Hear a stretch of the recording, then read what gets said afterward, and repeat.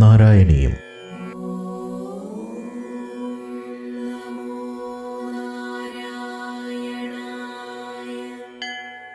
ഭക്തിസാന്ദ്രമായ ഒരു സംസ്കൃത കൃതിയാണ്.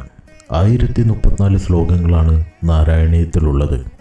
ഭാഗവത പുരാണത്തിലെ 14,000 ശ്ലോകങ്ങളുടെ ചുരുക്കരൂപമാണ് നാരായണീയം. 16-ാം നൂറ്റാണ്ടിൽ പണ്ഡിതശ്രേഷ്ഠനും കവിയും സാഹിത്യകാരനുമായിരുന്ന മേൽപ്പത്തൂർ നാരായണ ഭട്ടതിരിയാണ് നാരായണീയം രചിച്ചത്. അച്യുതപിഷാരടിയുടെ ശിഷ്യനായിരിക്കെ ഗുരുവിനെ ബാധിച്ച വാതരോഗം ബ്രാഹ്മണ ശിഷ്യന്റെ കടമയെന്ന നിലയ്ക്ക് കർമ്മവിഭാഗദാന സ്വീകരണത്തിലൂടെ ഭട്ടതിരി 26-ാം വയസ്സിൽ ഏറ്റുവാൻ. ചികിത്സയിലൂടെ വാതരോഗം മാറാതിരിക്കുന്ന അദ്ദേഹം വളരെയധികം കഷ്ടതകൾ അനുഭവിച്ചു. വാതരോഗത്താൽ കഷ്ടതകൾ അനുഭവിച്ചിരുന്ന മേൽപ്പത്തൂരിന് പണ്ഡിതനും കവിയുമായിരുന്ന എഴുത്തച്ഛൻ പ്രതിവിധിയായി മീൻ തൊട്ടുകൂട്ടുക എന്ന ഉപദേശം നൽകി. പണ്ഡിതനായ മേൽപ്പത്തൂർ അതിൻ്റെ അർത്ഥം മനസ്സിലാക്കിയിരുന്നു.